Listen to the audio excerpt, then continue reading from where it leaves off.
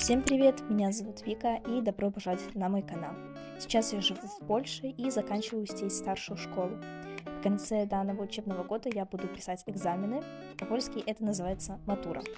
Сдаю я русский, польский, английский и математику. Все предметы, кроме математики, я буду писать как базово, так и профильно.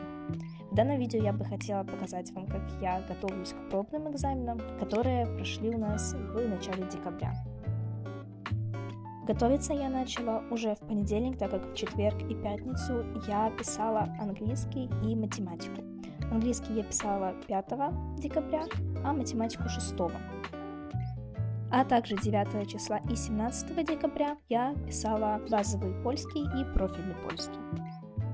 По предыдущим кадрам вы видели, что я вставала очень рано, и так я вставала практически во все дни недели, так как мне надо было много времени на подготовку. А тут я показываю презентацию с урока по польскому языку, который я только прослушала. Так вот выглядит мой курс. То, что замечена зеленой галочкой, это то, что я уже прослушала. И вот так вот. Прослушала я уже 10 уроков из 108. Это всего лишь 9%. Как только я вернулась с учебы, я первым делом села за повторение английского языка. Занималась я по учебнику English Grammar in Use. На самом деле это очень классный учебник, но он подходит только тем, кто уже знает грамматику, и в принципе он направлен только на повторение.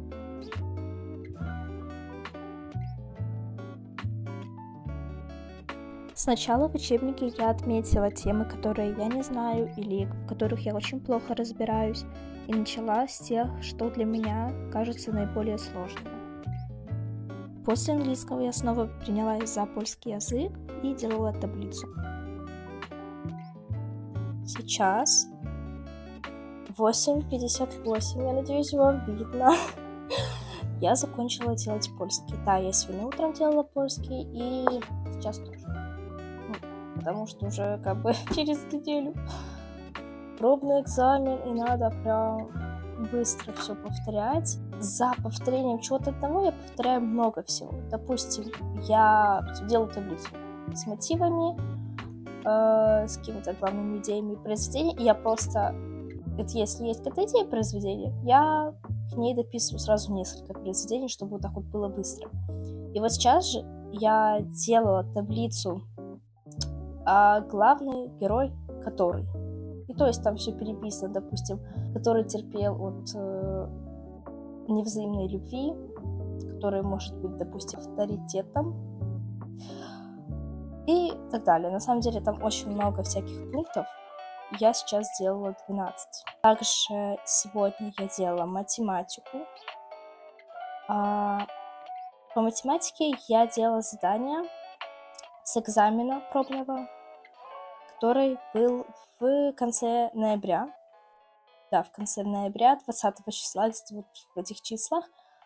Да, у меня будет немножечко другой экзамен. У меня будет экзамен от ЦКЭ. А это был экзамен от Оперона. Вроде так это называется. Просто есть несколько издательств, которые издают экзамены. И вот, который был с Оперона, это, я как слышала, довольно-таки сложный пробный экзамен был, а с ЦКЭ будет полегче. ЦКЭ — это, если что, Центральная комиссия экзаменаций. Боже, у меня сейчас вообще голова не варит. Это только 9 часов. Но перед тем, как пойти спать, я немножечко потратила времени, чтобы выучить слова по этим темам.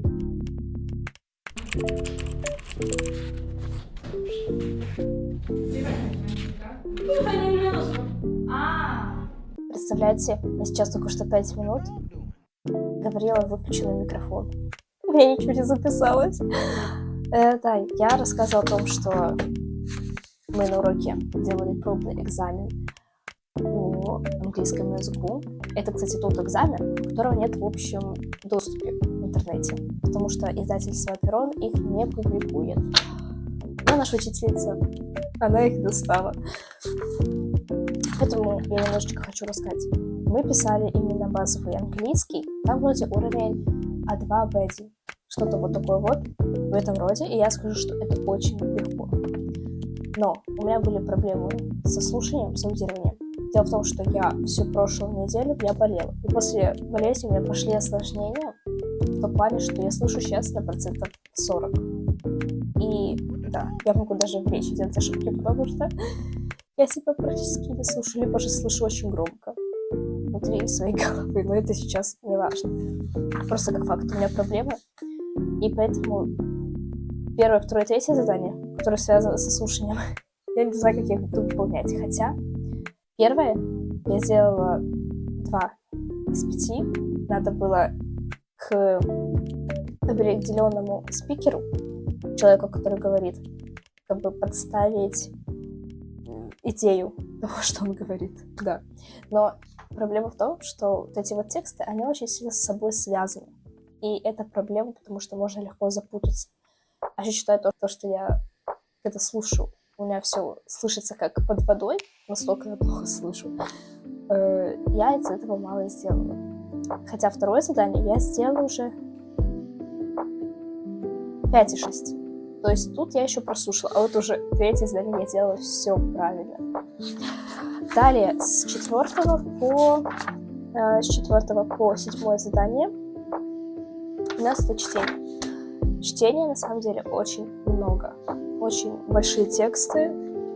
И у меня есть небольшая проблема с этим. Дело в том, что мне становится скучно читать. И я в какой-то момент просто улетаю мыслями куда-то далеко. Хотя, возможно, я думаю, что завтра на экзамене я буду больше сконцентрирована, потому что вот в такие моменты я более серьезно и более так собираю всю свою волю в кулак и пишу. И эти задания, в принципе, я сделала хорошо. То есть там могла быть максимум одна ошибка. И все. Далее, с 8 задания по 11 это какие-то задания, связанные с переводом, с грамматикой. Допустим, в 8 задании просто надо по смыслу вставить ответ на чью-то реплику. 9 задание, оно похоже. Но здесь надо выбрать просто перевод правильный. И все. Оно тоже очень легкое. 10 задание, оно, кстати, интересно, я обожаю такие вот задания, вот 10-11 мои самые любимые.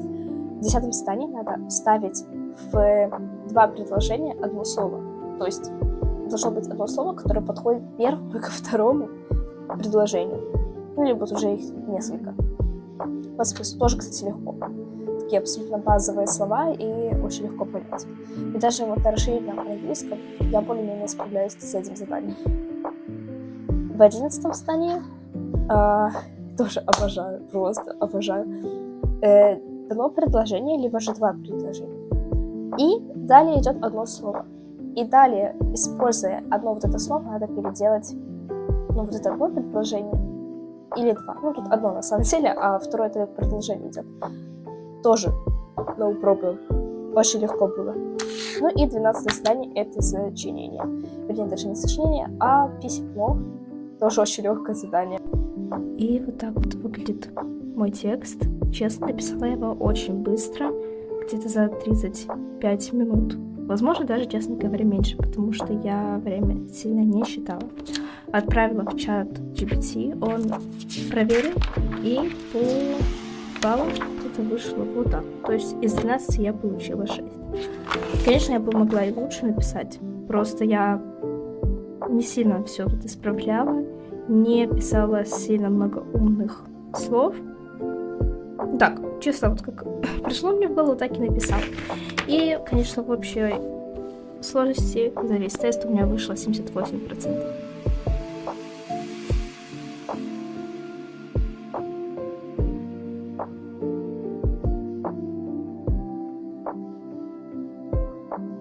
Далее я делала конспекты по польскому языку по произведениям, которые я только прочитала.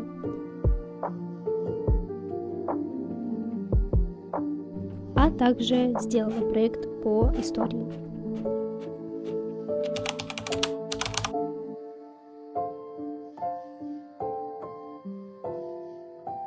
Экзамен пробный по английскому языку прошел очень спокойно, и, честно говоря, я была даже более спокойна, чем на самостоятельных или контрольных работах.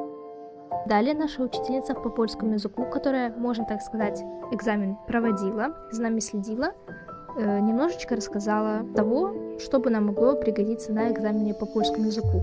Рассказала нам совсем немного, потому что у нас оставалось буквально 20 минут урока.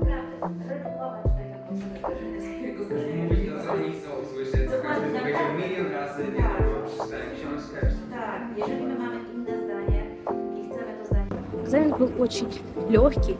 На самом деле, сочинение было на тему какого последнего аудиокниги я прочитала. И, в принципе, я там все написала, еле как влезла в лимит слов, потому что, извините, 150 слов — это очень много. После того, как я пришла домой, я решила, что хочу еще порешать математику, поэтому я скачала экзамен с июня, который проходил в этом году.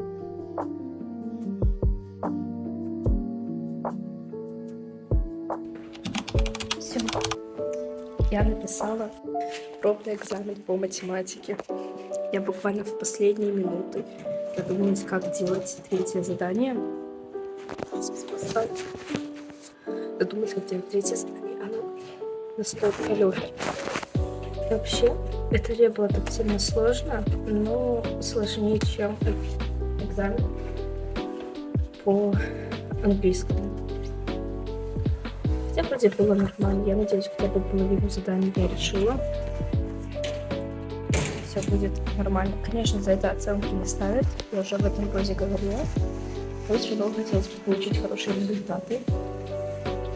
Ведь даже я 4 года училась. Я сейчас вместе со своей подругой пришла в UFC заниматься. Мы уже прослушали один вебинар по польскому языку. Будем сейчас повторять. И делать задания с матуры. Уже писали. Дома я вернулась, сейчас практически 6 часов вечера, и да, все это время мы с моей подругой сидели в KFC-шке и решали польский, там, она занималась еще и химией. Да, и сейчас я хочу немножечко рассказать, что мы там делали, потому что немножечко возможности снимать у меня не было, из-за того, что все я делала на телефоне, да.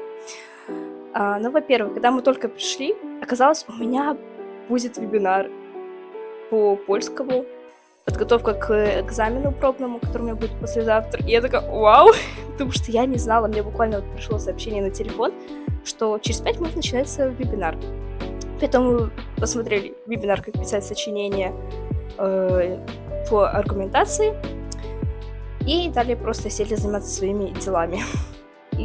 Также мы доделали листик, который начали делать вчера.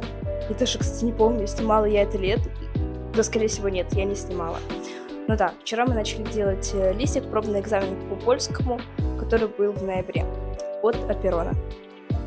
Доделали до конца и честно поняла, что у них реально сложное задание вот у этого издательства. Я не знаю почему.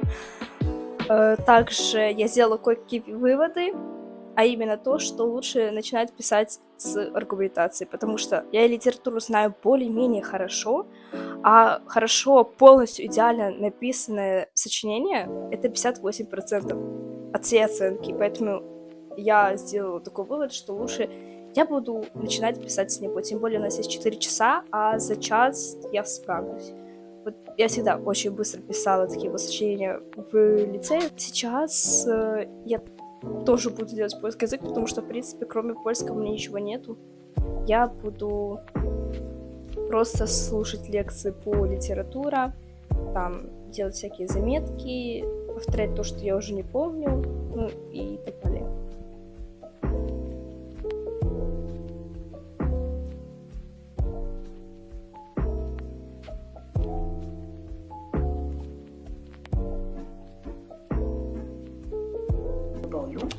Było kiedyś takie polecenie i wtedy będzie pytanie, czy te teksty się ze sobą łączą. Więc oczywiście zawsze w takiej sytuacji szukamy tych elementów. В воскресенье вечером наша учительница по польскому языку решила провести встречу, на которой был практически весь мой класс. И на этой встрече она прошлась по всем литературным эпохам и рассказала все самые основные вещи. Также после этой встречи у меня был еще один вебинар. я уже написала экзамен по польскому языку.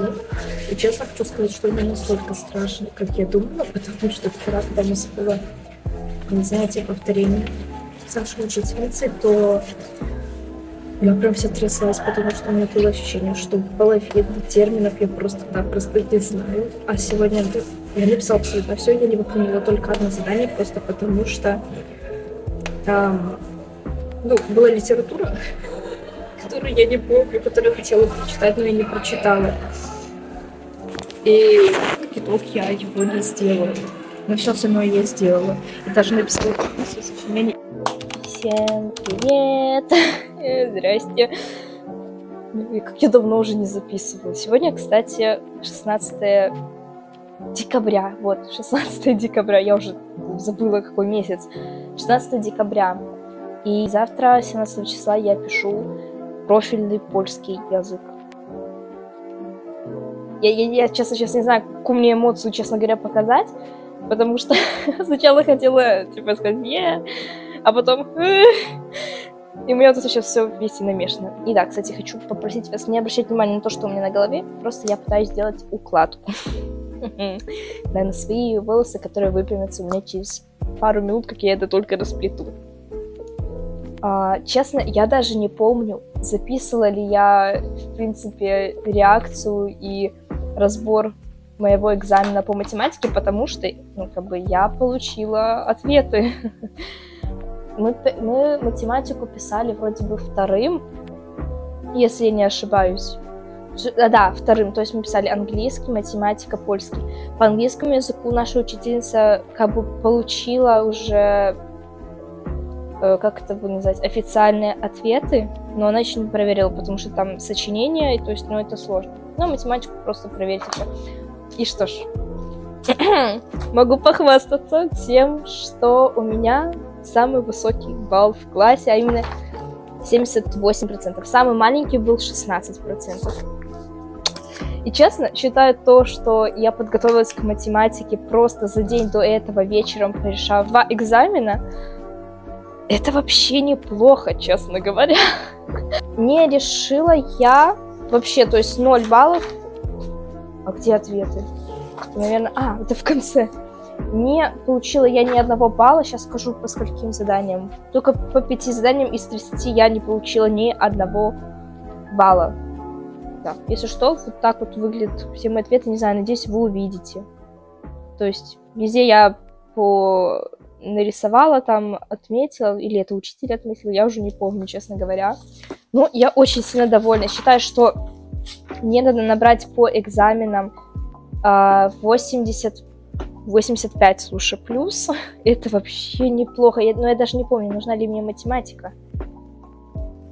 Вроде бы не нужна. Так, сейчас вот буквально, кстати, пару минут назад мне пришли лишь данные, что я получила по польскому языку базовому. Я получила барабанная дробь. 72%. Пух! Я в шоке, честно говоря. Вот это уже реально я в шоке. Потому что, прикиньте, я живу тут 4 года. Я получила 72% на экзамене. Ладно, я уж точно тут уверена, что это не самая лучшая оценка в классе, потому что, у нас есть реально люди, которые, как-то более хорошо это напишут. Тем более это поляки, мне кажется, они лучше связывают слова, чем я, но 72%. И там было уже сочинение, то есть базовое такое. Но потом я созвонилась со своей одноклассницей, и оказалось, что эта оценка не за весь пробный экзамен, а только за тестовую часть. То есть сочинение нам до сих пор не оценили. И да, сегодня 23 число на момент редактирования вот этой части видеоролика, и я до сих пор не знаю оценки за свои сочинения, за базовый польский и за... А завтра я пишу, еще одно сочинение, еще более сложное. Насчет английского я еще ничего не знаю. Все. Я просто надеюсь, что все будет хорошо завтра. Я человек умный. Беларусь воспитала во мне отличника. Это и хорошо, и плохо одновременно. Но еще и перфекционист тоже. В принципе, я это ж пробный экзамен. Почему я, в принципе, так сильно стараюсь? Не, ну, надо стараться, потому что, ну, надо проверить то, что у меня сейчас есть в голове. Боже, как меня понесло. Все. До завтра. Как уже говорила, сегодня 23 число. И да, до завтра не наступило. Дело в том, что, правда, я была очень уставшая, и у меня хватало дел, поэтому я не смогла, можно так сказать, записать фидбэк по польскому языку. Но могу сказать, что сочинение я писала намного дольше, чем 1,5 часа, и я понимаю, почему на это дается 3,5 часа. У меня вообще на экзамене будет 4, потому что я долгое время прожила за границей, можно так сказать. Да, я буду писать 4 часа. И если так говорить, то я уложилась практически просто в точку. Идеально. У меня еще оставалось 20 минут, которые я потратила на то, чтобы еще раз прочитать то, что я написала, и перечитать все слова, чтобы у меня 100% выходило 400 слов. Писала я на тему, как символика в литературных произведениях связана с литературными эпохами. Я просто очень надеюсь, что я правильно поняла тему сочинения, и у меня будет нормальный балл за это все. Также хочу все это, в принципе, обговорить, на что я надеялась и что я в итоге получила за пробные экзамены. По математике, честно, я надеялась хотя бы на 50-60%. Я не думала, что я додумаюсь до 78 баллов. И очень просто сильно надеюсь, что к самим экзаменам я подготовлюсь еще лучше, напишу еще лучше.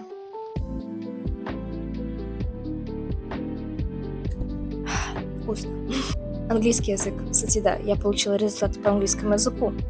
Точно, я же не записала. Абсолютно. Да, я получила 77%.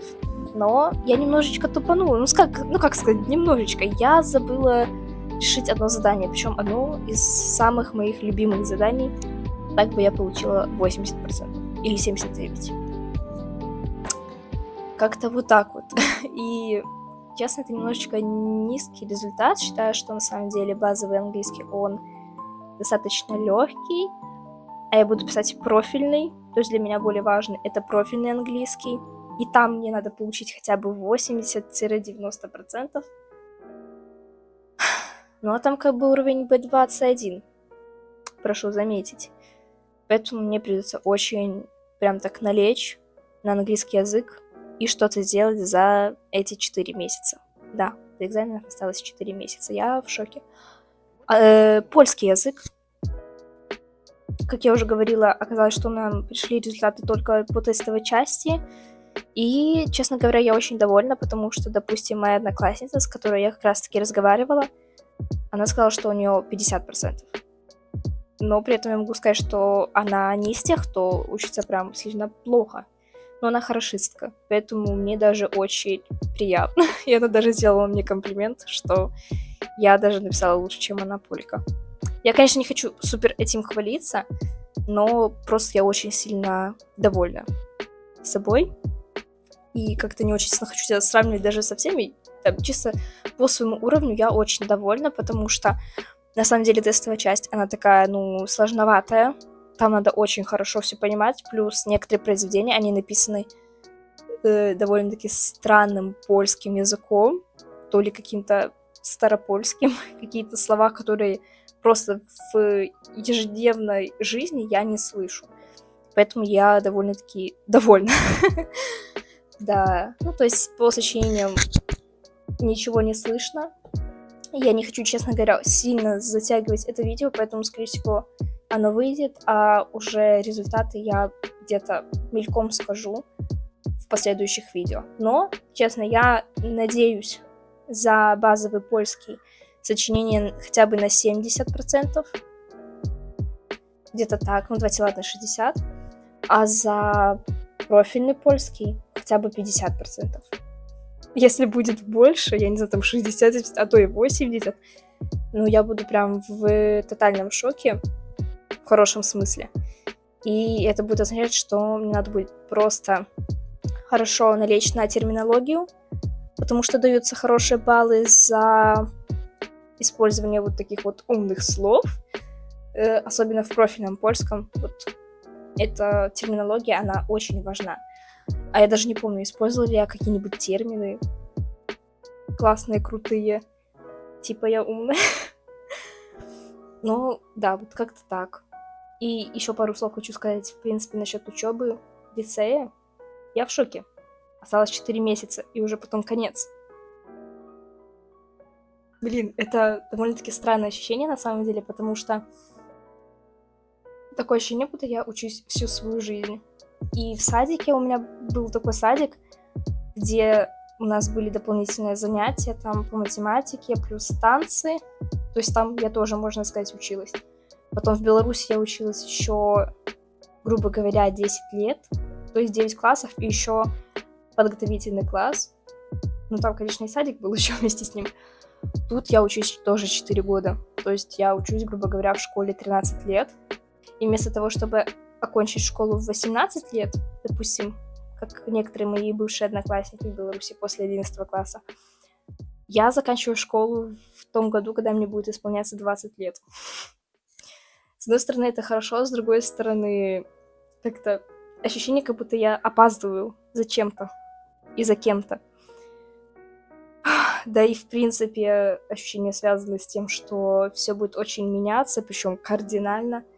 Я бы очень хотела после школы, после сдачи экзаменов первым делом пойти найти себе какую-нибудь подработку, потому что я думаю, первые месяцы университета мне будет немножечко не до этого, а деньги на общежитие и там где-то более-менее хорошую жизнь мне нужны будут, потому что вроде бы первые полгода первого курса я не буду получать стипендию. Вроде это так. И это еще, дай бог, я поступлю туда, куда я хочу. Потому что если я поступлю не туда, куда я хочу, я, честно, не знаю, что буду делать. С этим будут реальные проблемы, на самом деле. Потому что, как бы это странно ни звучало, у меня нету других вариантов. В плане другого университета. Конечно, у меня абсолютно все варианты, которые у меня сейчас имеются, они связаны только с одним университетом. И с одним городом. Потому что другого я, честно говоря, не хочу. Ну, ладно, я уже буду заканчивать видео. Ну, а вам огромное спасибо за просмотр. Если вы до конца досмотрели, мне на самом деле очень сильно приятно. А также с наступающим Рождеством, Новым годом, либо уже с прошедшими, потому что я не знаю, когда у меня видео выйдет. Все, спасибо, пока.